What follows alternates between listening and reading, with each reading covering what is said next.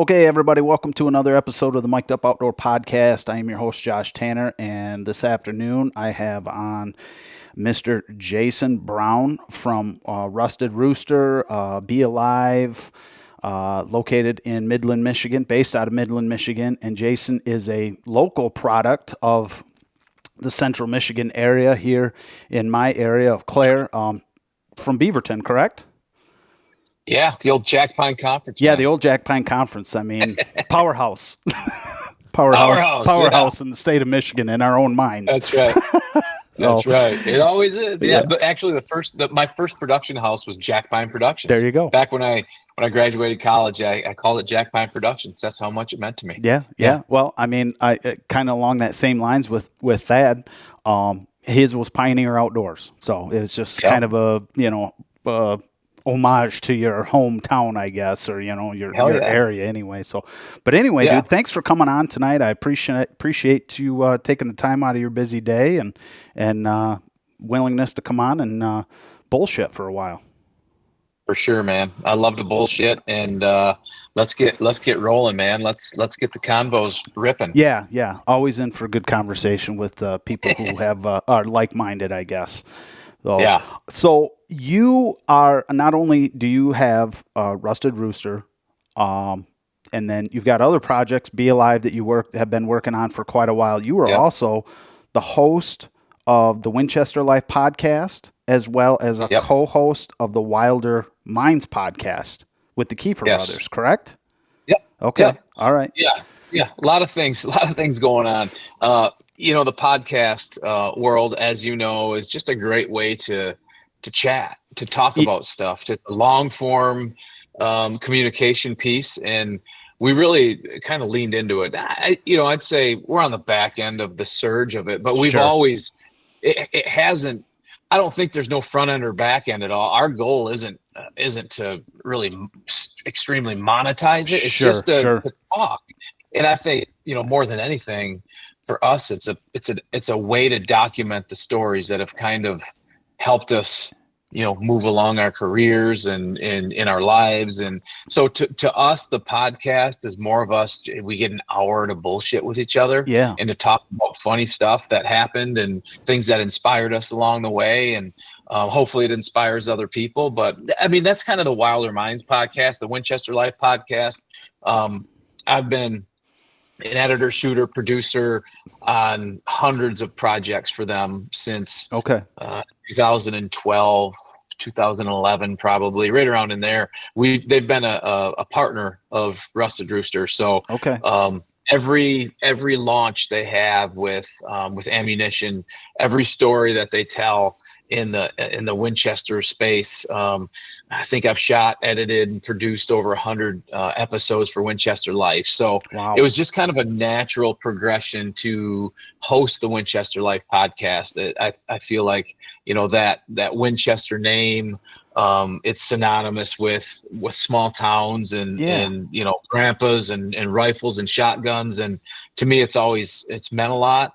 And being part of that brand for so long, I just can really speak to it passionately. And so we're on season 1 of the Winchester Life podcast. I love it. Yeah. And I totally agree with you in the podcast space. I mean, like, it's flooded.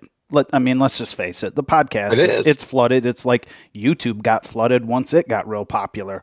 And I mean, I don't know if, for me personally, it's not really a space that I use to set myself apart from anybody, but I'm just like you. Like, I just love talking to people who love doing this stuff. And you can't tell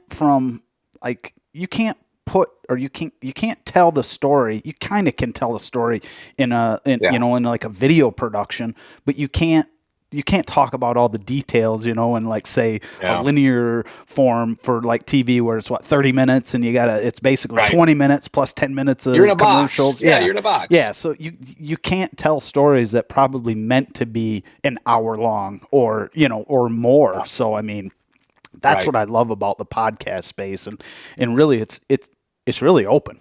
Like, it's open. You can talk whatever you want. Nobody is telling you, hey, you can't talk about that, so right. And that's what I love. That's what I love about the whole podcast form of it. So I still love doing the video stuff. I mean, obviously you love doing it too. You wouldn't have made a career out of it if you didn't. So, but anyway, I guess for those who are listening who maybe don't know who you are, as far as like the outskirts of our little area here, I guess tell the listeners about yourself, who and what you're all about, where you're from, and what got you here.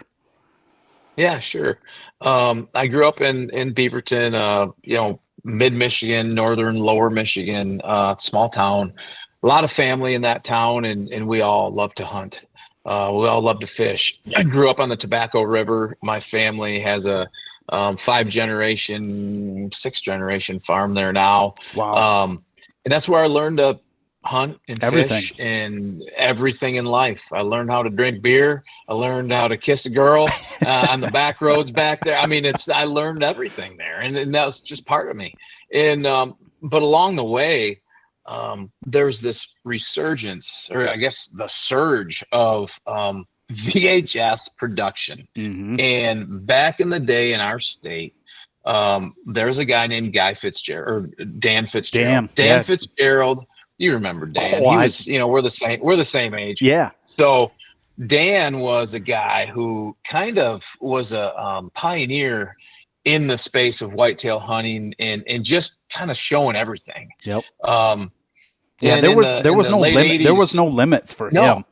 No limits. In the early 80s and 90s, he kind of set the tone for, hey, you go out there, get a buddy, grab a camera, and document your hunt. And, in our small town, that seems super realistic. I had a buddy, Shad Woodruff, one of my best buddies of all time. We got a camera and we started to film it. And for us, there was a real possibility at that time that we could become millionaires. We could sell hundreds of thousands of tapes. Yeah, quote unquote. But it seemed really easy at the time. But I think back then it was unique because when you watch those stories, you had to literally go to a party store or some sort of gas station and rent the tape out. And you had to pay $2 to rent the Dan Fitzgerald tape or whatever hunting tape you wanted. They'd throw a rubber band around the damn thing, and then you'd go home with it, and you'd watch it, and you'd watch it again, and you'd watch it again. So back then, there wasn't the Outdoor Channel. There wasn't any of that stuff. So for us, that is the only way we got to partake in a whitetail hunt wasn't super, I guess, cookie cutter. Right. So that was the first step, and in our small town, super supportive, just like the town you're in. They support. It's very community driven. So I went to CMU and had this big dream. I'm going to learn how to produce, how to shoot, how to edit. And my whole goal was in college, I had the angle of this is all outdoor. Everything I learned, I'm going to apply it to my career that's going to take place in the outdoors, which is, I was going to get a 4-year degree. First, I went to Ferris State, played baseball there for a year, transferred to CMU, and then literally found the broadcast and cinematic arts program by chance. I had no clue it even existed. Took a class that was required, and it was a film study class, and I looked at the BCA in front. It was BCA 288, I believe. It was a film study class. Okay. So I looked into it, broadcast and cinematic arts. What's that? So I dove in, find out there's a production facility there. There's an edit suite. There's cameras we can use, all this stuff. So I went in, got my, said, that's my major, got a journalism minor, and spent the next 4 years learning as much as I could, applying everything I learned to the outdoors. Produced a TV show called Shalami Outdoors there for 2 years, won a ton of awards, and then graduated, and then had the confidence to start my business. And at the time, Greg Abbas in Beaverton had A-Way Outdoors, and he reached out and said, hey, I know you just went to school for this. I want to do a pilot for A-Way Outdoors. I want to submit it to the Outdoor Channel. What do you know about pilots. I'm like, I don't know shit about it. Yeah. I don't know anything. Right. I do know. What year was that? That would have been 2000. 2000. Yep. Okay. 99, 2000. Okay. Yeah. Okay. So this was on the early end. This was before Sportsman Channel. Yeah, this was like 2 years into the Outdoor Channel. They're still trying to get shows. So there was a turkey hunt and a bear hunt we kind of put together that Greg had footage of. I submitted it, and they accepted it. So in 2000, I was in an apartment with my very new couple-month-old wife. We just got married, and I was producing this Outdoor Channel show, and it was crazy how I had to do it. We had a hard drive that was it was like a 32 gigabyte hard drive, and imagine this, which is 32 super gigabytes. Nothing. It's nothing. And I had to put all of the content from a show on this hard drive and edit the first half, and then delete the hard drive and put new footage on it to edit the second half. I was just going to say, it was wild. I was just going to say, because like 32 gig, that's not even big enough for like a trail camera anymore. It's nothing. And so basically, what I had to do was master out the first half of the episode, and then delete everything, which was scary. It was weird that I even had to do that. And then I had to, because a hard drive back then, 64 gig or over 100 gig hard drive was thousands of dollars. I couldn't afford that. So the first year, that's how I did the episodes. I would master them out in Betacam SP. We would send them to Temecula, California. And they would, these big ass Betacam tapes, and they would run them, and I'd watch them on Outdoor Channel. And, from, at the time I lived in Mount Pleasant, from Mount Pleasant, I was doing that out of a spare bedroom, and I thought it was the craziest thing that everything I just did, I can watch on Outdoor Channel. It's insane. And it was really before the internet was anything. I mean, there was zero social media. There was a handful of websites out there. For sure, but none of them that had any content that you could stream or watch. It was just all, stuff you could read. Yeah, I would say at the time, probably the earliest would have been like Bill Winke with Midwest Whitetail. I mean, and that was probably even too early for that, wouldn't it have been? Oh, yeah. Yeah, Winke, I don't think he got going until 2008, maybe, something like that. So way earlier digital. Yeah. So it was a wild time, but the cool part about that time is it felt like anything was possible, because once you get in the door, once you're a producer for a series, you carry a lot of weight, because everybody back then wanted to figure out a way to get in front of, how can I have a show? How can I produce a show? How can I be a host? How can I hunt for a living? And that was a big thing for a long time. For 5 or 10 years, there was this growth in the outdoor industry. It was an explosion of talent, of people that were trying to get into it. It was still an emerging industry. It was still maturing. It was not even close to maturation. And there was all these little archery companies and widget companies that would come out with something that they would invent. And then they get big with it. And then a bigger brand would buy them up. And, so it was just really exciting. And I feel very lucky to be, a young producer, a young creative that loved the outdoors, that was on the ground floor of really outdoor television. That was the foundation for really where it is now. Yeah. And I mean, you had to feel like you hit the jackpot just being able to get in at that time, because that was, like you said, that was the golden age of outdoors.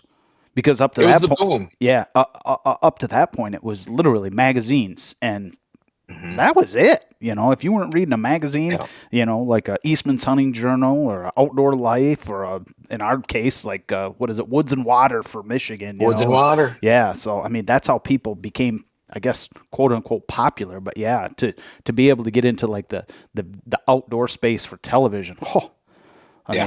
Well, it was wild, because there was a time when, so I had to, growing the business, I couldn't go all into the outdoor industry, because I was still growing my name there. So I did all sorts of stuff. I did weddings. I did, Thad, your son Thad. Yep. He's an entrepreneur in this industry, and he's really growing his business. But he did the same thing. Yeah. You have to do things to pay bills and to reinvest into equipment and other things, and you do whatever it takes. But the goal was always the outdoor industry. But I think what was really unique is seeing, some of these brands and seeing them before they were even what they were, like Heartland Bowhunter. I was I created that series with Jeff Simpson. Oh, so no kidding. I did not know that. Yeah. So it was very interesting. As my name started to get out there a little bit, he reached out. It would have been, I think, in 2005 or 2007. It was 2005. Yeah. He messaged me through MySpace. Now, this is how old it was. He messaged me through MySpace. You're dating us, dude. Hey, it's terrible, man. It's terrible. And he says, hey, my name's Jeff Simpson. I'm from Missouri, and I saw some of your stuff. I have a TV series that I'd, like to throw some ideas by you. What do you think? There's the ATA shows coming up, and I have a box full of tapes. I want you to look at them and see if you think there's anything to them. So he sends the box of tapes, and I go through them, and Jeff is still is a very creative thinker in the outdoor space. And Jeff is, he's kind of graduated to more land stuff now. Okay. He's still a consultant, but he was the very first Yeti ambassador. That very first Yeti commercial that is probably the most famous one, honestly, they've ever done, had that camera positioned in the back of that pickup truck. Okay. And he had the Yeti cooler in the foreground, and everything around it would change. Yeah. Snow, leaves, ducks, hunting gear, tree stands, but it was like a progression through the whole season. But the Yeti cooler stayed. Well, that was his concept, and he kind of got big, and that was a little bit after we started Heartland Bowhunter. But yeah, he said, I want to create like some sort of something I can take to the ATA show and try to get the show off the ground.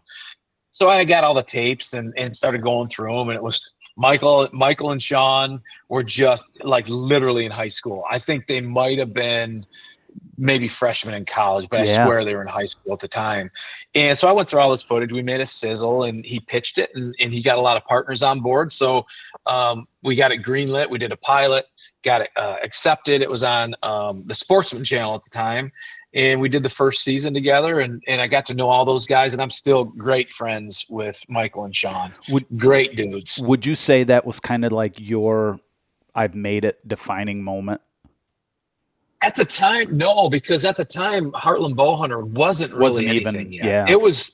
We started. We were the very first series to incorporate lyrical music. Okay. At the time, we used a lyrical song from Reckless Kelly, and we used it for the credits every episode. And it just kind of it started to slowly change those things. And from the cinematic perspective, the next year was when the first, like the Canon 5D came out, and you could film with a 5D, right. And all of a sudden you could create different looks because you had interchangeable lenses. So that really changed everything. But I would say, the defining moment was probably, we produced 5 or 6 series. I met Chris and Casey Keefer. Backcountry Quest reached out, and I didn't know those guys at the time. This was 2007, probably. Okay. 2007. And I got a call, and Casey says, hey, is it at the time it was Rack Focus was the name of my company. Okay. I graduated from Jack Pine. I'm like, I need a more hunting name. So it was Rack Focus. So he says, is this Rack Focus, Jason Brown? I said, yeah. He says, hey, this is Casey Keefer. We live up in Grayling, and we had a series that was running on Versus for a year, but we really want to change things up. We've seen some of the things you've done. We really like it. And he said, we'd like to meet you. I'm like, yeah, I'll come up, man. I'm only like an hour and a half from Grayling. So I went up there, and we met, and it's weird. Right away, it was like we just hit it off. And within the year, we were doing all the production for BCQ. And, 3 years later, we became really good friends and won some awards with BCQ. And, we're starting to get some headlights on what we were doing. And then we came up with the concept for Dropped. And I think that the Dropped series is really the one that changed, everything for us, not only in our industry, but it also changed everything from a production standpoint for our business.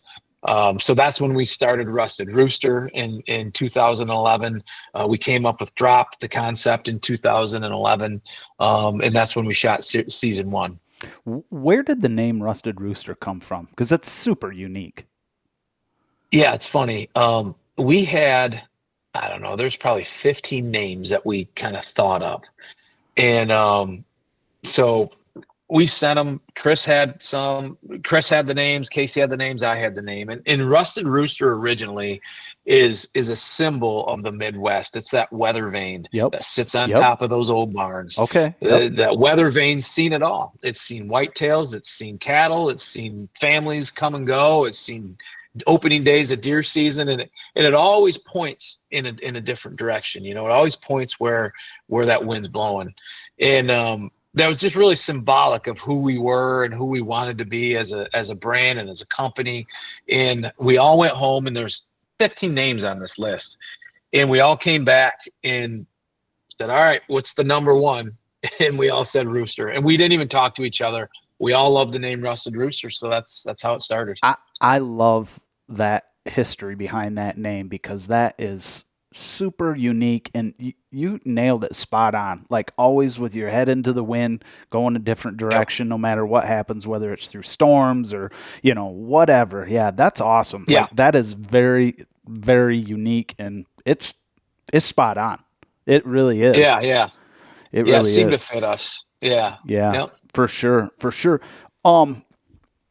When you were going, I guess before you started school, like, what was that inspiration to get you there? I mean, other than just like a family thing. I mean, like, was there a moment, or was there just, I guess, I mean, what inspired you to get into that whole frame of mind and mindset? Yeah. I think the moment was, there was a specific hunt that took place. This was 1997.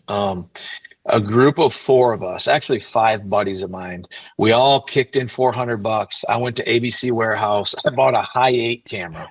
And it was the best Sony Hi8 camera we could get at the time. So we all owned it, all 5 of us. And we took that Hi8 camera, and the goal was to just film everything. Yeah. And let's see what could happen. So I was in college. It would have been my sophomore year, actually my junior year at CMU. Chad Woodruff and I had the camera in my hand, and he was hunting. I was filming him, and we were up in the tree stand, and we were right on a cornfield. And we just had a feeling we wanted to spot and stalk it. The wind was blowing just a little bit in our direction. We wanted to just kind of nose around and see what would happen. So we sneak around, and the sun's starting to set, and it's getting a little low light for the camera, but you can still see pretty good. And we go around the corner, and we're easing along just outside the first row, and we see the top tassel about 7 rows in, just bouncing. Something was trying to rip that corn off, a corn cob off. So we just look, and we're looking. Sure enough, all of a sudden you see a side of a rack, and it was a buck, and I'm filming this whole thing. So that buck kind of steps out and kind of starts walking down that, about 7 rows in, and Shad comes to full draw. He lets it rip. Hits it kind of like in the liver. It kind of swung his back end around, and he runs directly at us. And I had to jump out of the way. And literally there's a frame of the video where my foot and the hoof of the deer were in the same frame. Like, that's how close it ran right by us and crashed. We could hear it crash. And just that moment that we captured, what we thought was it was probably like a 90-inch 8-point. Sure. But back then I'm like, that was a giant. Yeah. We got a giant. And we got it on video, and we documented it all, and I put it out on, my TV show that I was producing for the school at the time, Moore Hall Television, MHTV. And so it's just one of those moments like, I want to keep doing this. I want to keep doing it. And at the time I was starting to edit, and we didn't even have nonlinear editing at the time. Like, we just got our first Avid system at CMU. Yeah. So it was like, computer-based editing just had started. So all these things were new. And I just, all the Dan Fitzgerald stuff that we grew up watching, it just kind of all came together. It's like, I'm going to do this. Like, I'm going to do this for the rest of my life. That had to be like literally because it was a high 8 tape. Did you have to like cut like the tape? I mean, how? Because I mean, a 10-year-old kid can edit a video now. I mean, but back then it's just like it almost seemed impossible. To so edit you something. could bring it in. It was impossible to me at the time, but through the school there was, and I actually did buy it's called Casablanca. It was an all-in-one editing system. It was $5,000.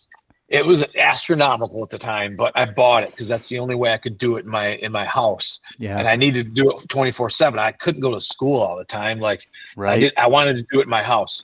So anyway, I bought that with a little help from my parents. So I started to edit, but you would hook in through the SVHS or the S video cable, and you'd run the red audio and the white audio cable in, and then you'd capture it and digitize it. You'd bring it in and it would digitize, and then you could edit it. So that is how I started to figure all this stuff out. But there was no information back then on this. I mean, they're so small. I actually went to it was called what was the name of it? Whitetail Institute. It was the Whitetail Institute. I think it was Whitetail Institute. Anyway, it was a video school. Okay. And it was the first time I ever was around anybody like me. Like there's no social media. Right. There's nothing. So Dan Bertalen was the guy's name that used to run these things. And we got together in Lansing at the Hyatt or something at some room for 2 days. And it was the first time I ever got to sit down with somebody besides myself that was either editing outdoor footage or whitetail footage or something. And it was like a revelation because you could talk to them about stuff. You could share gear, tips and all this stuff. So it was so young back then. Like there was nobody doing it. Were you married at the time for that? Or was this prior to you being married? Yeah, we got married in 2001. Okay. So this was basically the year after I graduated college. So let me ask you this. I mean, newly married, new out of school, fresh in the industry, like didn't really have a platform or a quote unquote full-time income. How did you pitch that to your to your wife to be like, this is a good idea? Well, it was funny because she had seen the process in college. Okay. So when we first started dating, she knew what the gig was. I was already filming stuff at the time, and she saw even though it was moderate success, she saw like all the awards that I won for my college TV show. Okay. And before we got married, I had inked a deal with Greg to do A Way Outdoors. Okay. So it wasn't super risky because they were still working. I was doing weddings at the time. Okay. Yeah. So, those were things, but she also had a really good job at Dow. Okay. So that was like our insurance. Yeah, a little back, I guess a back income or a little fail safe there. So huge. Yeah. I mean, that was probably one of the biggest reasons in the beginning why I was even able to take risks. Like what did her parents think? It's funny. At first, they were like, "What are you doing?" He's filming hunts, and she grew up in Clio, and there's a lot of hunters in Clio. Sure. But her mom and her dad never hunted at all. He didn't even own a gun. He wasn't against it. He just didn't. He was a financial advisor and greatest guy. But when he got to know me, he's one of those guys that he just trusted me. He could feel the passion. He could feel it. Yeah, it was the passion, I think. Yeah. It wasn't – I had a plan, too. It wasn't like I was just flying by the seat of my pants. Yeah, I had a plan. Yeah. That's crazy. Yeah, because I even now, I mean, you tell people, I know I keep going back to Thad, but like you can understand it, but a lot of people are like, what, you can't, like, how you going to make money doing that? Like, you're not even going anywhere and like you're just sitting at home editing videos. Come on, there's no money there. Yeah, people don't understand. Now it's a little more realistic, but I've had a lot of conversations with Thad over the last couple of years. Yeah, just kind of laying out what some suggestions Sure. that, some paths that he, that might work for him. And he's done a really good job at capitalizing on opportunities. No, and that's been he's huge. got some options. Yeah, that's been huge. You've been a huge mentor to him. And I mean, I, as a parent, appreciate that for sure. For sure. Yeah. So he's been a great student. He's actually he's gotten so good. What I always love is when in the hunting and angling scholars program at Mid, it was the first class, and Thad came in there, and I knew his name from your name.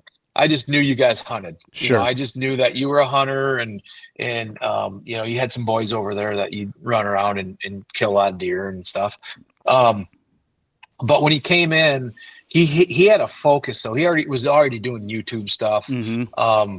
He already had a passion for it, and he was so far ahead of the curve, already. And those are the students, when I see them, I know immediately they'll be successful. Jaden Bovee is another one. He's another one that I immediately saw. His dad worked for me for, I think, 6 or 7 years. Oh, wow. But he was one of the ones that would do some of the editing for BCQ Backcountry Quest back in the day. But yeah, they just have that something extra. And to me, it's the understanding of one, the passion, mm-hmm. 2, the understanding of how to tell a story, but 3, you really do have to have a love for the outdoors and understand it. That is more key, I think, than anybody realizes. Like, if you get into the industry, obviously a lot of people that get into it are passionate about it, but mm-hmm. Thad wasn't just passionate, or isn't just passionate about himself and being in front of the camera. Like, he wanted to make stories. He wanted to be part of stories and create and make a business out of it. So, and it's really tough. I tell a lot of the students, it's tough because in the beginning you get kind of lured into, hey, why don't you come here? You can shoot and give me a video. I'll let you hunt. And mm-hmm. it's like, you got to take yourself and your business seriously in the beginning. If you start to trade off your services for, hunting material or whatever, things, a whitetail gun or a gun or a bow, like, that doesn't further your career. Right. You want people to know that you're serious and you're in this for the business reasons. Yeah, for sure. And it's interesting you talk about telling a good story. I mean, you are very well known in the outdoor space for being such a good storyteller and being able to show that visually.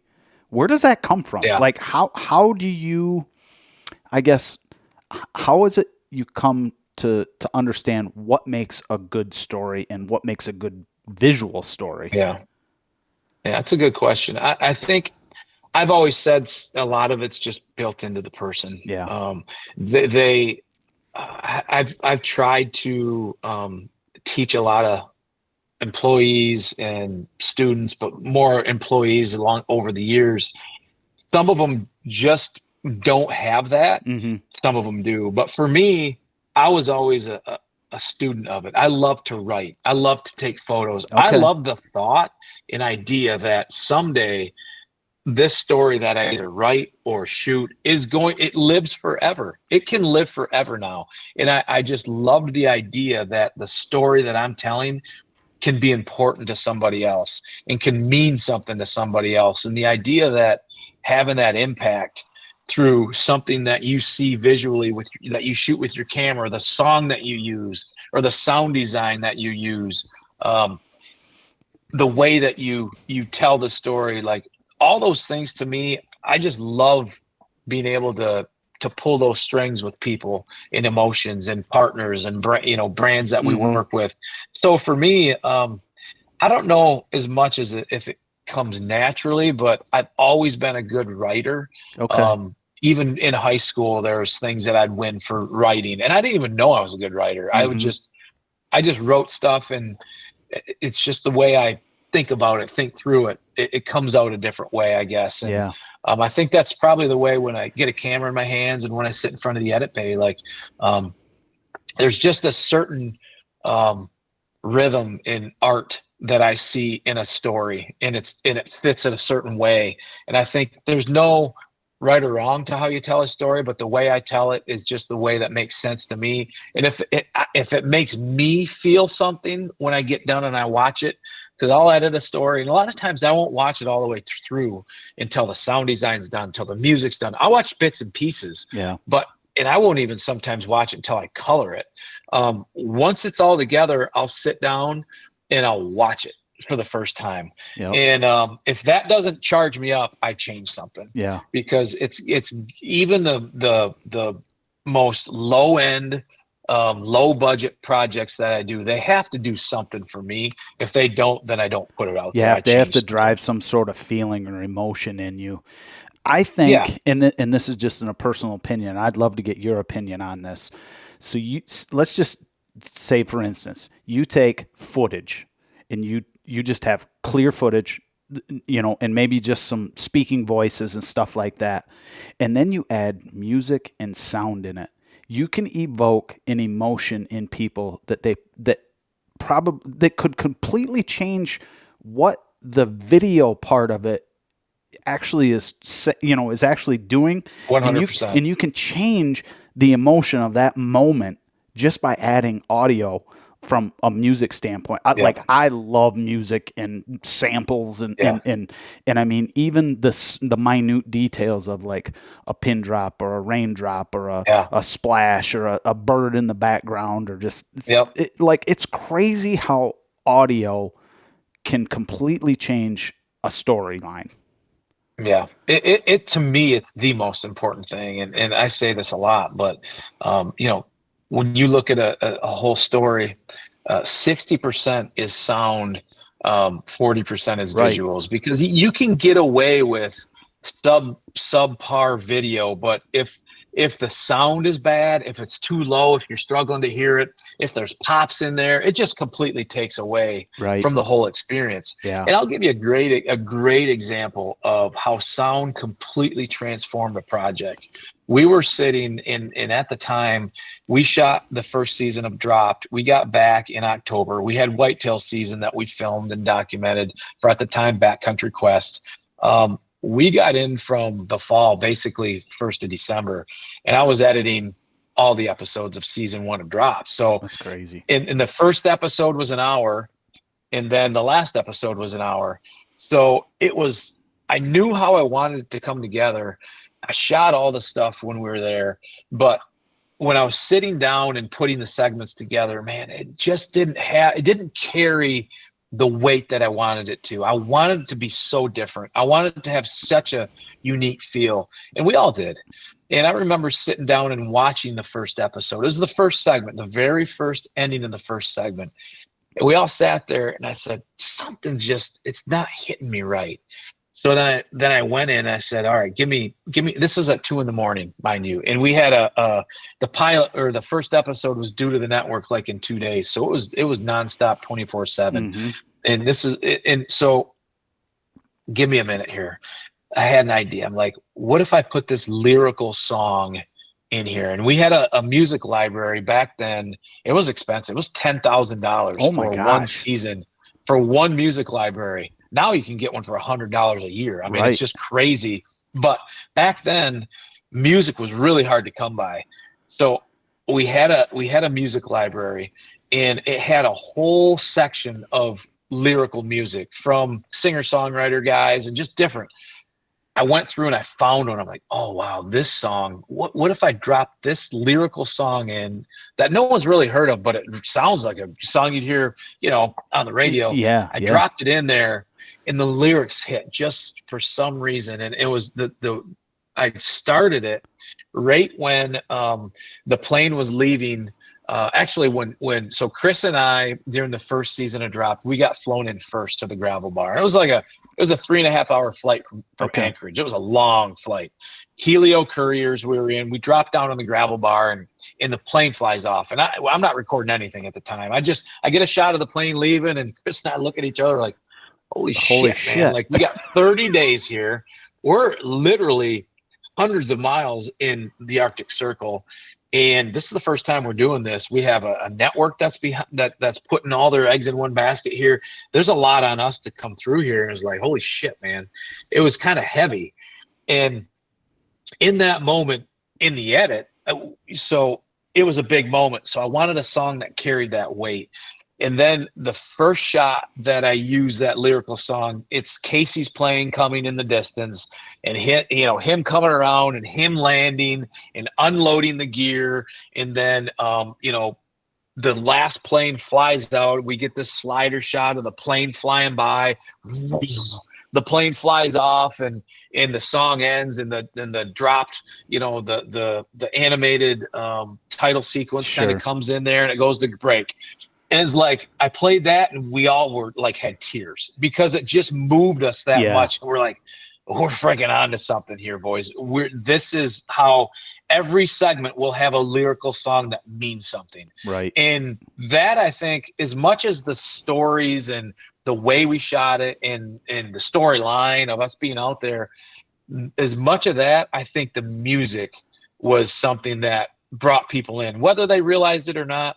I don't know. But I think for me, I think that was one of the bigger parts of Dropped. That's crazy. That's crazy that you say that. I mean, it's not crazy because music evokes such an emotion in somebody, even if they're a non-hunter or, you know what I mean, somebody who isn't into that. If you hit the right music on a certain, just a certain scene or something, it really evokes an emotion in somebody. And I think that's so huge in everything that we do, And I mean, at the time when you guys were doing Dropped, that was really quite, that was so innovative because that was new to everybody. Nobody would have even thought about that because everything that everybody was doing up to that point was like, oh, we're just going to go out here to this space and, we're going to get this done in a day or, in an afternoon or morning. That's what whatever. It was.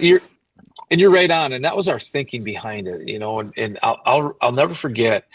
I was sitting and I was having a beer with one of my buddies and one of my neighbors, and he was over and we were just bullshitting. And we were watching a TV series. It was Lonesome Dove, and Lonesome Dove is a linear story. Mm-hmm. It's like a 6 mini part or 4 or 6, it's a mini series.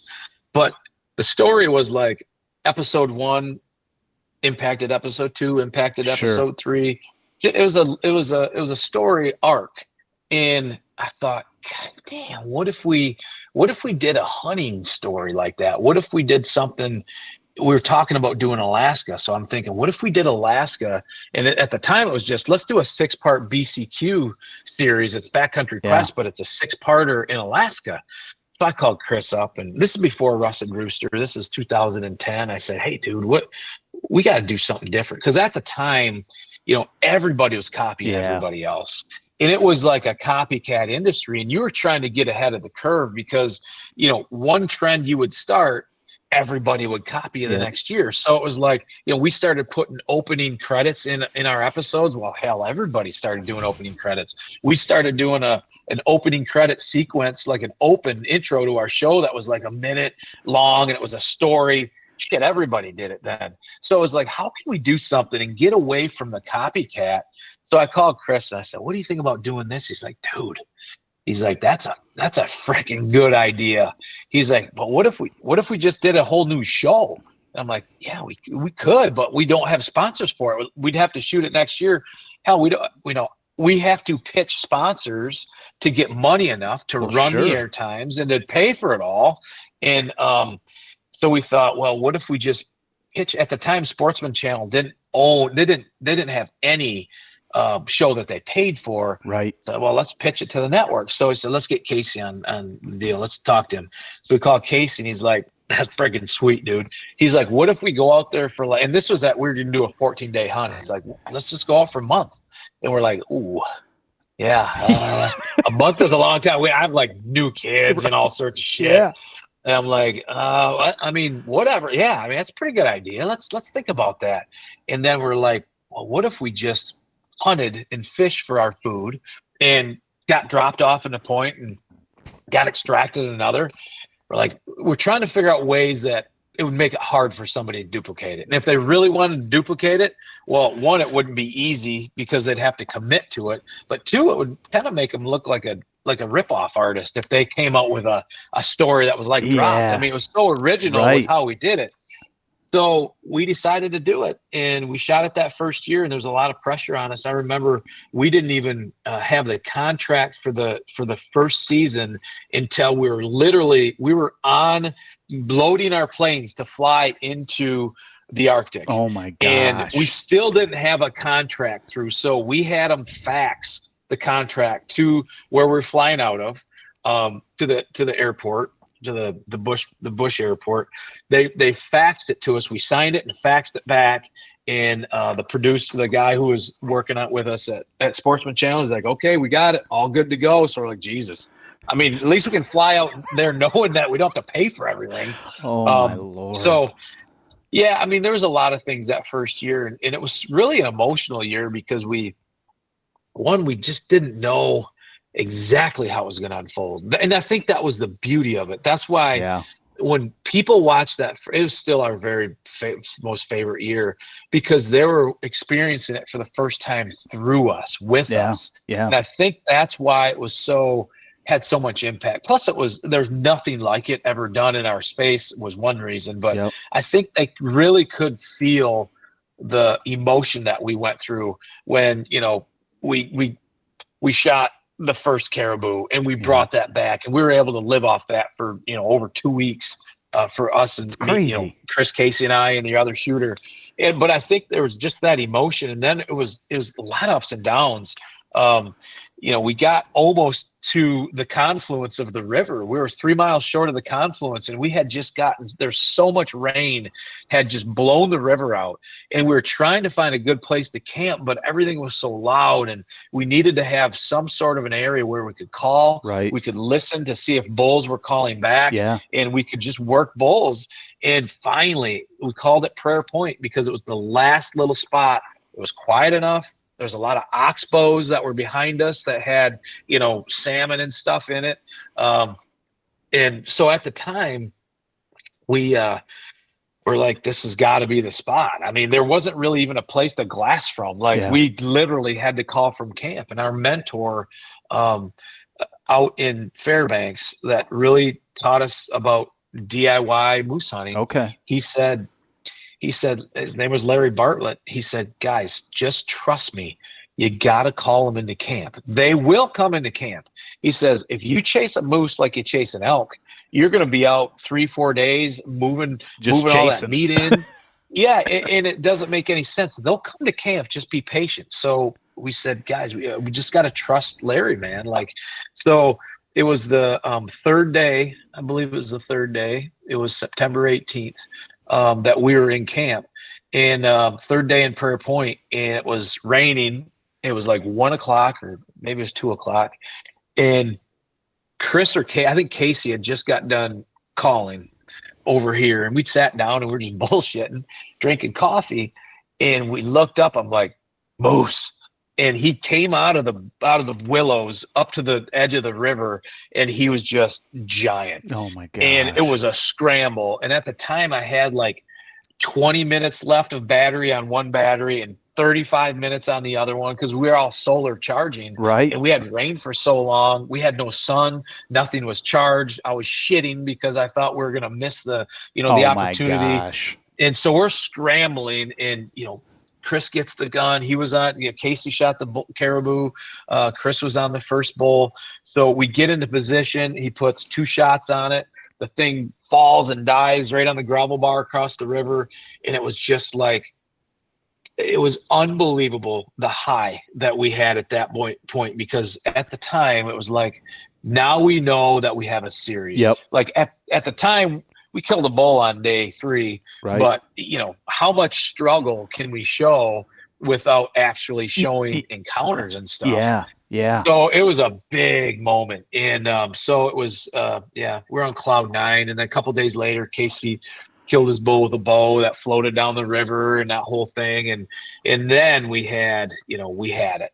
And that year we put the series together, and I just knew when it was coming together, it was going to change things. Yeah. And that's when we started Rusted Rooster. We're like, guys, this series, it's going to change things. And as it was airing in December and January and February, the ratings were blowing up. And we were getting, this is back when Facebook was throttled, and we're getting hundreds and hundreds of comments after every episode.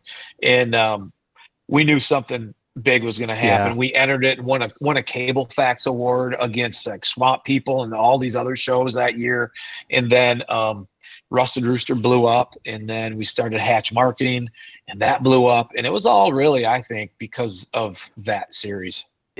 You know what's crazy is it could have completely derailed for you if you wouldn't have had, those shots. Yeah. I mean, it 100%. literally could have because you're never going to control what nature throws at you out there.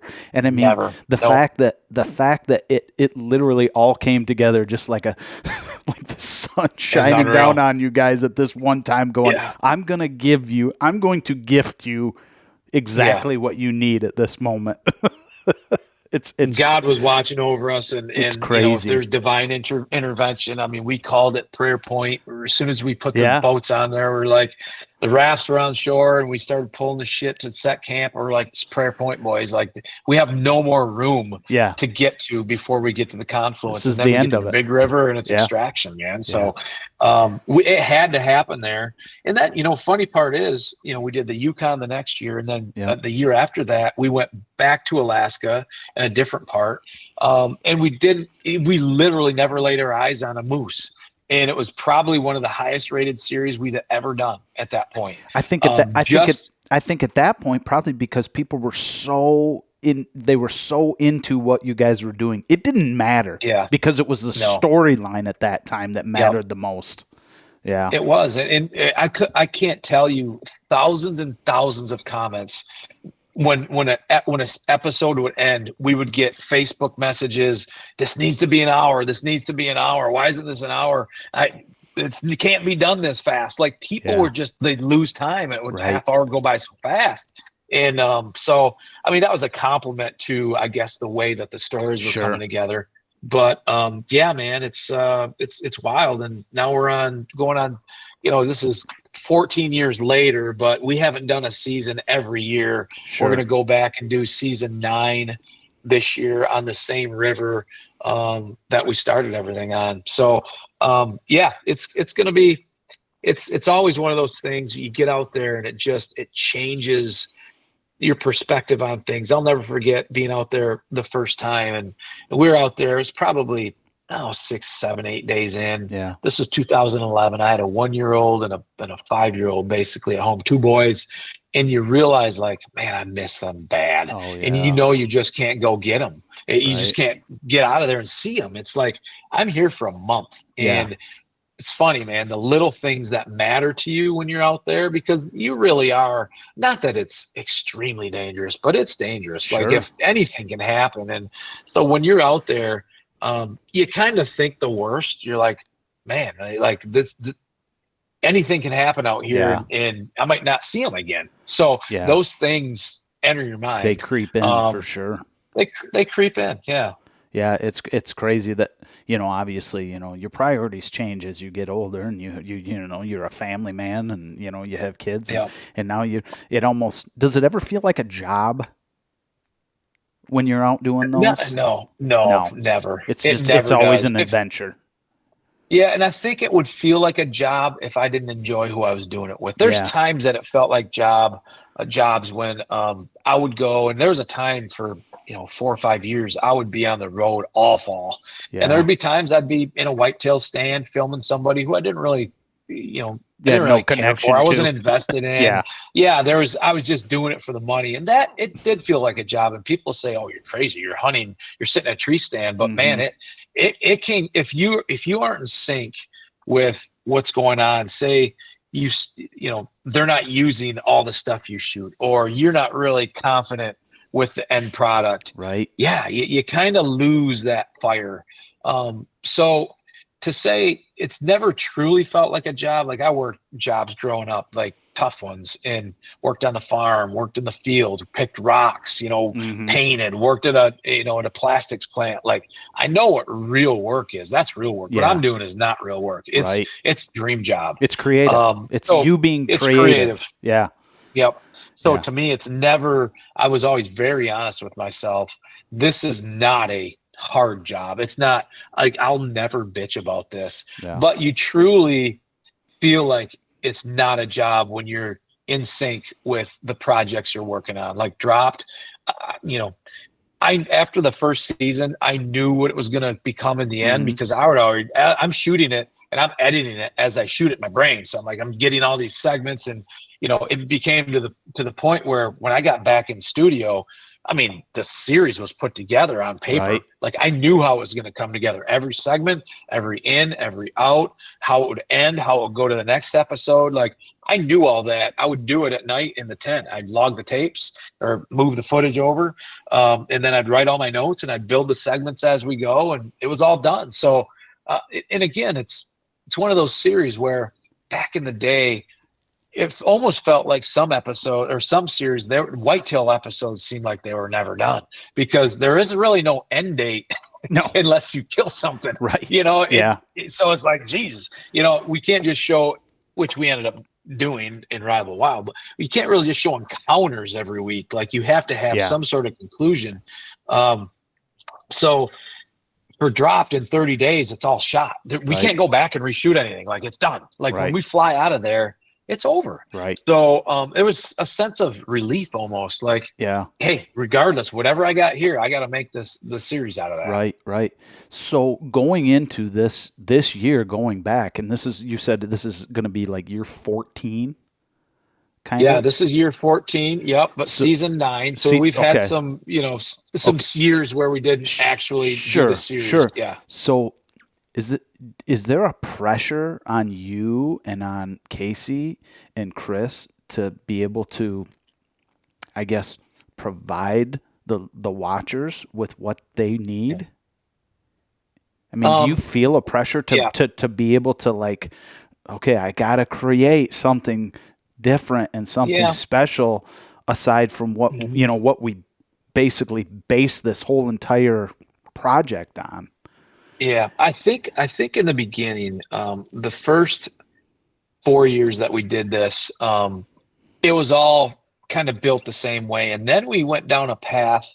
I'm not going to say it was a wrong path. It was just a different path where we had caches and things like that. Sure. And we never truly, but we liked the element of the way we used to shoot it. And we did that for a couple of years, and then we got back. When we did Origins in 2023, we got back to doing it raw. And I think that's the way I like to watch it. Okay. That's the way we like to shoot it. I think as long as it's raw and real, I think that's what I go for. Gotcha. I like the cinematic approach. I like people to just feel where we're at. I like to use sound. I like to use music that kind of creates that fabric in which you can kind of lose yourself in Alaska. Yeah. And there's still a magic to Alaska. And I think Alaska's been, the name's just been not abused, it's been overused to try to benefit certain things. You throw Alaska in there, it's going to be epic. Well, Alaska is different. We went there not expecting a lot of game. We knew there was going to be game, but it's vast. And you have to work and earn success. Yeah. And I think that's what we want people to feel like. We're not just given success. We have to earn it, and we have to commit to it. And sometimes going and chasing that bull that you can see right there is not the right move for the day because of weather, because of distance, because of X, Y, and Z.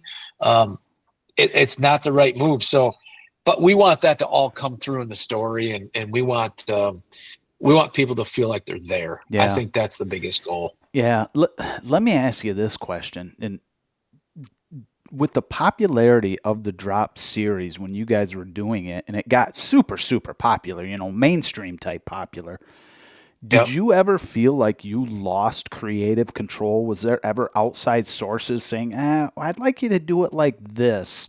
The way the story was told. Did you ever have that, or did you have all autonomy to everything about it? We had autonomy to everything. I will say this though, the cache idea when Outdoor Channel, so it was on Sportsman Channel the first 4 seasons, and then we jumped on Outdoor Channel, which has been a great partner. But they kind of pushed us to, let's try to create something bigger. And at the time, television, wilderness television was more than just experiential. Oh yeah. It was, there has to be, what are you pushing yourself to do? What is the next thing? Yeah. So then we said, you know what, let's work on some cash ideas. Okay. I think cash is one, we thought it'd be a great way to integrate our sponsors into the show. If their product is in the cash that we absolutely need, well, that's a cool way to incorporate it. I'm not going to say it was a bad move, and we were never forced to do it. Sure. But we made that change because we wanted to kind of shift gears on how we did it. And this was all trending on Discovery Channel, on History Channel, on Animal Planet. It was a trending style of storytelling. And we did it for, I think, 3 years. Yeah. And it never really, we never got super excited about it. Okay. And not because it wasn't real, but it just because it wasn't the way we personally loved. Just not how you envisioned it. Yeah, it was more Discovery Channel type series where ours, we felt like we had more of that, like a lone type of a series where it was just raw, man. Like we wanted everyone to think that when they're watching us, and it is, everything that happens is real. There's no manufactured, like there's nothing manufactured about Drop. Like it is, everything you see is exactly how it happens. Yeah. And we want people to realize that. Yeah. Like there is not like a half a dozen camera crew in the background with lighting and everything making this all work and look good. There's two. There's two guys and or two camera guys and Chris and Casey. That's it's crazy. That's it, man. Yeah. So going into this year, I mean, the way that people consume content now compared to what it was, how do you adapt to that? That's a good question. I mean, we're still in the process of really talking through, and there's some things that we want to do, maybe tweak, not anything crazy with the new series we're talking about, or with the new season. Sure. But we still have to remember that this is a linear television series that's being consumed on a big TV. Okay. So there's a difference between consumption there or consumption on your handheld device or your computer. So it's still going to be that big form, long form storytelling way to do it. I mean, but that's not to say there won't be other elements of Dropped that we will produce while we're out there. Sure. Yeah. That will be consumed through other sources of media. Okay. So it's a fair question for sure. And I think the more we think about how do we change it, the more we're like, we don't change it. Every season has its own set of circumstances that we don't set. Right. It's weather, it's location, it's animals, it's all these things. Like the storylines lives there. Right. It's just all about how we dissect it and how you present it. Yeah, how you present it to the consumer and stuff. So that's interesting. Yep. Yeah, I mean, because it just seems like the days of, Outdoor Channel, Sportsman Channel, they're definitely not in their heyday like they used to be. People consume, they consume a ton of content through YouTube and through streaming channels and it's interesting how people just how people watch things anymore. It's crazy how it's, you don't sit down to the TV anymore and watch, the shows that you and I grew up with, it's all on demand basically. Like I want to watch it when I want to watch it and I could shut it off and go back and rewind it and stuff like that through. Yeah. So, it's interesting how people have to, I guess you just have to adapt. You have to adapt to what people are looking at or how people are looking at it. Yeah. Dropped is blown up overseas. It's crazy. We've got 40 some million views on the series. And it's kind of, we have a partnership with FD Survival, and basically over there, they package the whole season in one video. So it's like a 3.5 hour presentation. So people watch it all the way through, and it comes together like one whole story. But yeah, I mean, we've got tens of millions of views over there in the last 2 years. It's just been crazy how they've consumed it. It's literally like a cult following almost. You know what I mean? It is. It's funny. Like we'll go over there. We don't go over there much, but the little that we've been over in different countries, like the guys have been recognized by just randoms. They're like, "Oh, you guys are the guys from Dropped." Or like, they don't even speak your language. Yeah, exactly. It's crazy. Yeah. Yeah, that is crazy. That is crazy. So you talked a little bit earlier about the HAS program through our local college here, Midland Michigan College. Yep. And that is the program that my son Thad, who obviously and have worked with and mentored, that was a pilot program, and I think he may have been the first kid to sign up for that program in its infancy when it was started. Yeah. Tell me a little bit, or tell the people a little bit about how that all came to be in your relationship with that. So it's pretty interesting. We have a group of people and that were on the board back in the day, and JJ, who works there, he kind of headed up a committee because he thought there was an opportunity for this program. So there's business entrepreneurs and production. I was the production guy, just different people in the industry, and JJ Mertz, and what his vision was. There's one other school down in Arkansas that has a kind of a similar program, and I had taught production. I had classes that I taught for years. Years. And but those were all my own classes that I'd have students fly in from everywhere around the country. So I've always loved to pass on the knowledge. Like that is, to me, that's one of the things that I've always loved to do. I want people, students, young producers, shooters, editors, to figure out a way that was easier than my way, because it was tough to try and figure it out. I mean, creating a legacy for what you did and what you still continue to do, passing that on to the next generation. So we're a board to start with, and he wanted to get everyone's ideas, and if this was a plausible program at Mid, and of course I'm like, yes, I'll head up the media side of it. I'll lean in. I'll bring on anybody from the partner side that can help. I was all in. And so the HAS program has 3 different pathways. It's got an entrepreneurship pathway, it's got a conservation officer pathway, and it's got an outdoor media pathway. And there's students that select the pathway, and it's a 2-year degree, and it kind of gets them going in the industry. Well, at the time, your son Thad was I think the very first person to sign up. Nick Poet was another one that signed up with him, and I think that they might have been the first 2. And so, I mean, we went from the first year, we're in year 5, I believe, right now.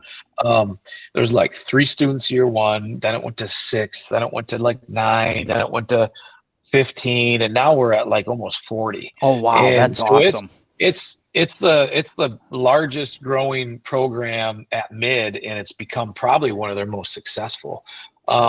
So feel very proud to be on the ground floor there, to help that grow and to see it follow through. And there's been a ton of support from the college, from the president of the university to a lot of the faculty, and then from everybody that's leaning in and teaching, like the fishing studies or hunting studies classes or the DNR courses. And it's a really strong group of adjunct professors that do it every day for their living.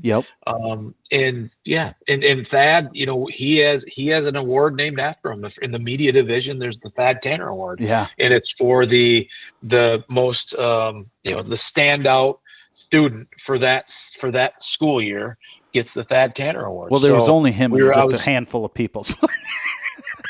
but he had the balls to do it, and that's the thing. And I still think there's a lot of people in our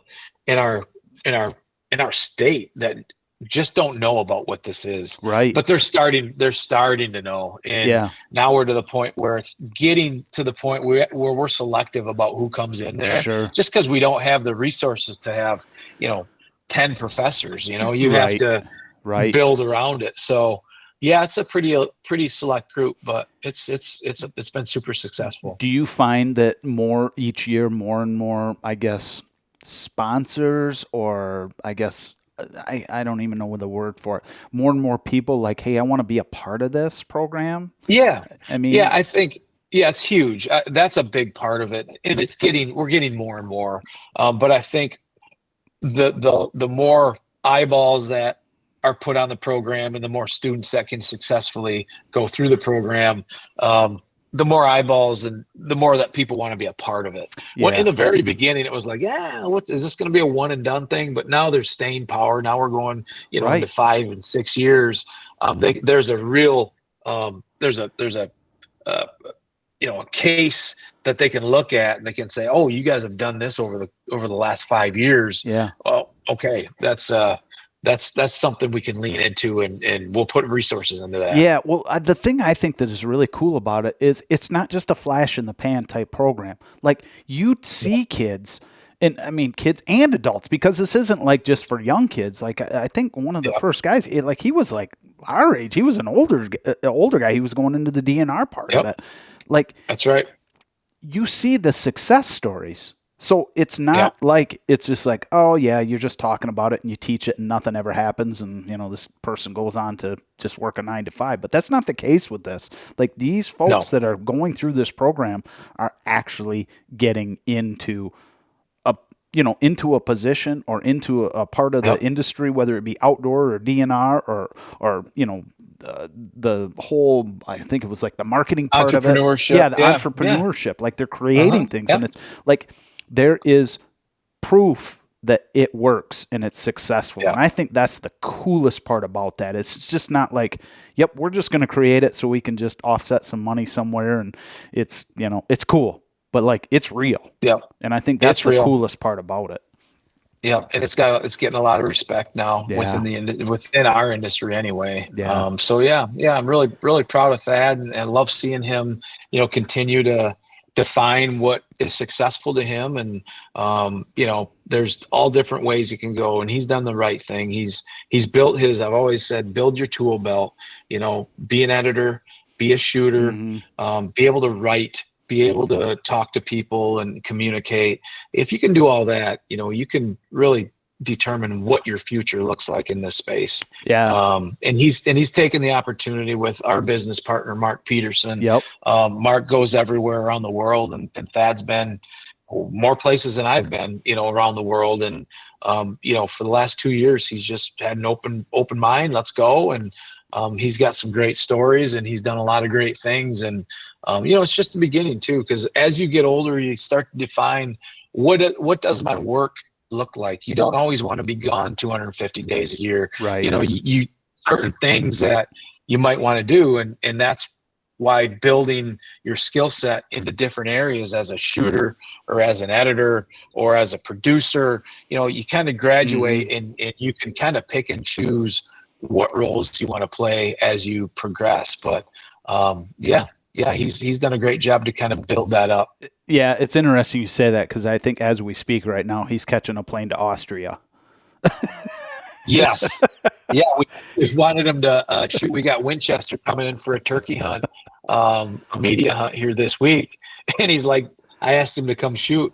And he's like, it's the only freaking week I'm out for 10 days or 2 weeks. And that's the only time until, September or something.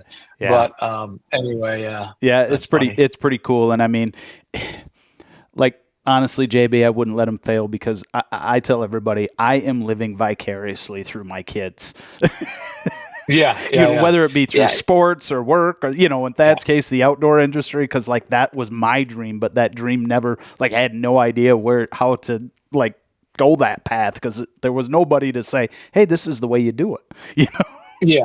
Well, I know though, but I know you're a big inspiration to him, and you've done it right. You took him out of state, and you've always filmed stuff growing up, as you got older, and so he saw you were a big reason, I know, for his success, because you kind of laid that groundwork. You love telling stories. You're doing this. You don't have to do this podcast. No. You're doing it because you like it. You already said it. Yeah.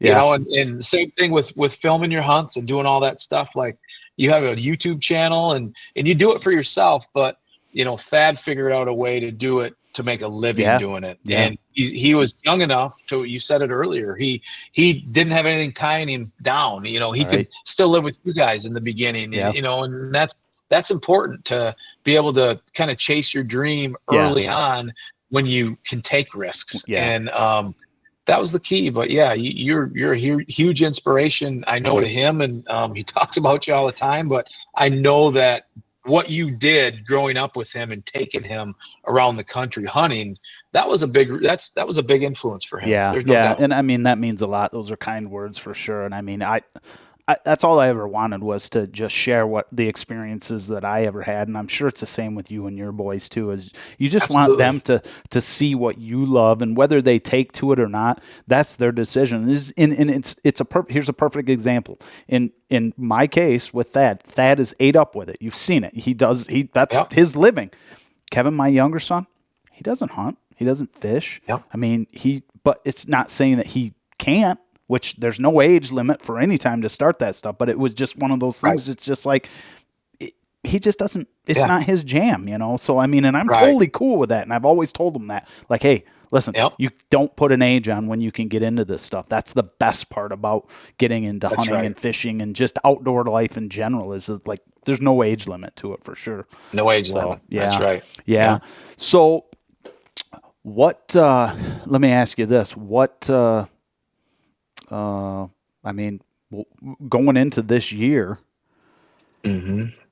as far as like the program and stuff, like, how does a young person who wants to break into, you know, to basically do what you do and do what Thad does and the other kids, how do they navigate that? I mean, is there an advantage to them, or what is a blueprint to get into that? What does it take, I should say? Yeah, there's a lot of different ways that you can get in there, and there's not one, you know, cut and dry, this is how you do it. A great way, honestly, is going through the HAS program. That'll get you just kind of in the right path. But if you wanted to, in high school, start, it's never too early. Right. Understand, get a camera, any camera. And it all starts with the camera. I mean, there's a lot of guys and girls too, that edit. They edit reels and they do things for, you know, for social media, which is great. But the true success, I think, comes from understanding how to edit and shoot. Yeah. If you want to be in this storytelling space, how to edit through, and we use Adobe Premiere, Premiere Pro, and then to shoot on any camera. And it doesn't have to be a really expensive camera. Sure. Hell, it can be your phone now. Yeah, phones are incredible now. Yeah, incredible. They're way better than my first camera, probably my 10th camera. Right. But I think what's important is just to understand, one, where you're passionate about telling stories, and then to just get deep into that area. In the outdoor industry, there's a lot of options, man. Yeah. Like, I think what a lot of people try to do now is they want to be this influencer, and it's just so saturated that you can't make a living doing that. You can make a living off producing your stories. Even if you produce your own, if you shoot, edit, put a story out on your YouTube channel, even if it doesn't get a ton of views, it's a portfolio of your work. And as you kind of put those out in high school, slowly you'll build your portfolio. You'll learn what to do. You'll learn how to shoot it. You'll learn how to edit it. And, you know, by the time you're out of college, or a lot of kids don't even go to college. You don't necessarily you just need to be, you need to be good at your craft. You need to know how to edit. You need to know how to shoot. It's rare that, I mean, when we hire somebody, we love to see the commitment that it takes to go through college, 2-year degree, 4-year degree.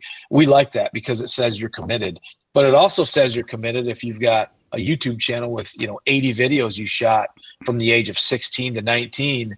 And there's, you can see the true progression of their craft. Mm-hmm. They shoot it, they edit it, they do the color on it, they do the music. I mean, that's as good of a degree, in my opinion, right, that you could have. Yeah. So there isn't one way. I think just find your passion, what you really love to tell stories about, lean into it, see what's out there, who is doing it at a level that you want to be at, Mm-hmm. figure out where they came from, how they did it. Is there a template that they used?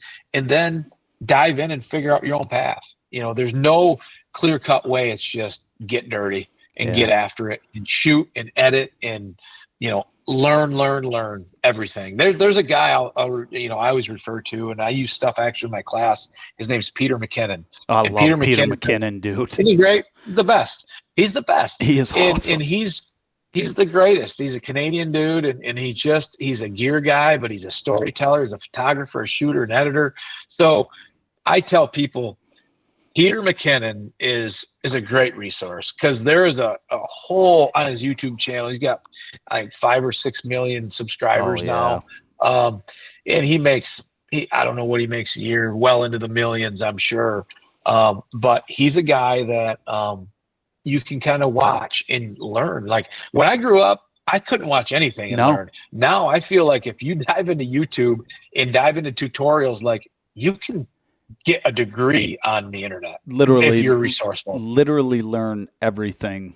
I mean, with the I correct myself. You can literally learn everything you want to learn. That's right. What you can't learn is the connections. Yeah. You can build the information, you can build your portfolio, but then you have to really figure out who do I need to talk to now? And that's where I think some sort of, like with the HAS program, there are people to connect you to other people, and coming with that degree, it does mean something now. Yeah. And I think that's the great part about it. But that is huge. Yeah, there's no clear-cut path. There's no clear-cut path. One last question before I let you go. What future endeavors for you guys? What's that looking like these days? I mean, obviously you got the drop program coming, or the stuff coming up for that. I mean, what else you got going on? Oh man, we're in the throes of a resurgence with Rooster, like we talked about. Sure. But what we also have is the Keefer Brothers. We're going through an entire rebrand, and this has taken about 3 months, and we're diving into we're building our all-encompassing app that will do so many things. There's going to be so much exclusive stuff on there, but there's going to be everything you can imagine that you want in an app. It will have, and I can't say a ton about it yet. Sure, we got to keep it under wraps. How freaking exciting is that? Yeah, and it's a big deal.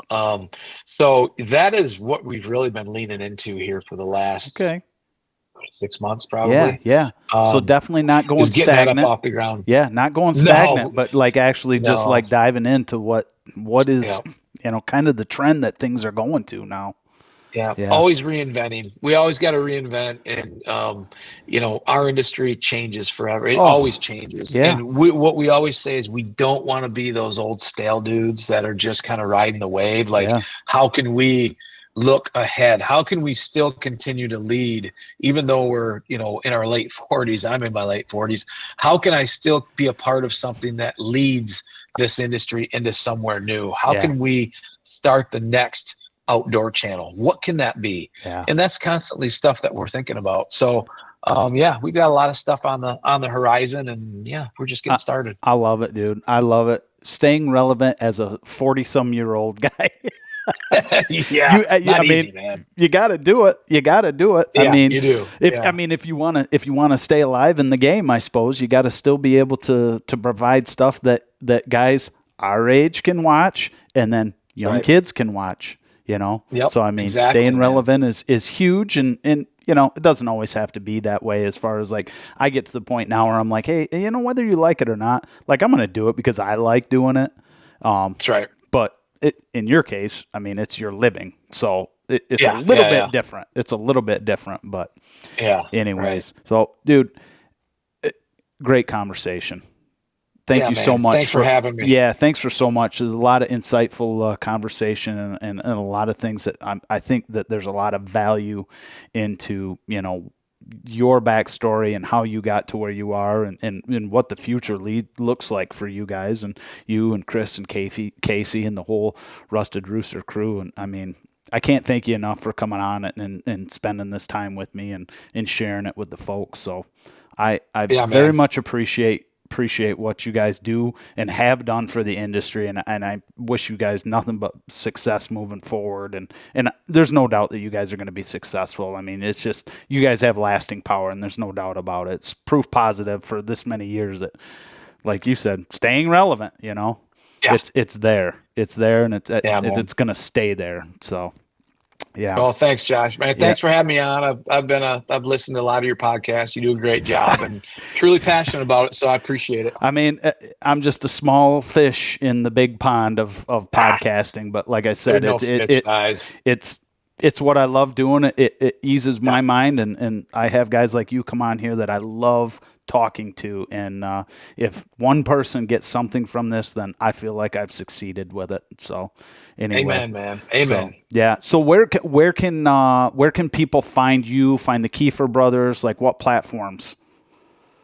So we have stuff on Waypoint, we have stuff on YouTube, on MOTV for the Outdoor Channel. Okay. Our YouTube channel has a ton of stuff. So if you go to Keefer Brothers, to our YouTube channel, we've got a bunch. Also, KeeferBros.com, website, rustedrooster.com, website, gobealive.com is another website. So there's all sorts of stuff you'll see when you go into that, and it'll kind of point you to the right spots. Yeah. And all of those, I'm assuming that all of those social platforms are going to kind of guide you when you guys get this app put together. It'll kind of guide you into that direction to go that route. So, 100%. Awesome, man. I'll definitely be looking out for that when that comes out. And I highly encourage anybody that is listening and watching this, because this is going to go out on YouTube as well as on all the podcast platforms. Like, you got to go check these guys out. Their lasting power is it's there, and it's going to be there for for the times to come. And this app is going to be super cool. I can feel it, man. I can feel it in my plums. It's going to be cool. Deep in the plums. It's going to be cool. Trust me. It's a good one. We're all excited about it. That's cool, man. So Jason Brown, I appreciate your time, buddy. I wish you nothing but the best. I hope your baseball season goes well. I hope the golf season goes well for both your boys. And go Chargers, right? Yeah, go Chargers, man. Thanks, brother. All right, man. Have a great rest of the afternoon. I appreciate you. Yeah, you too. See ya.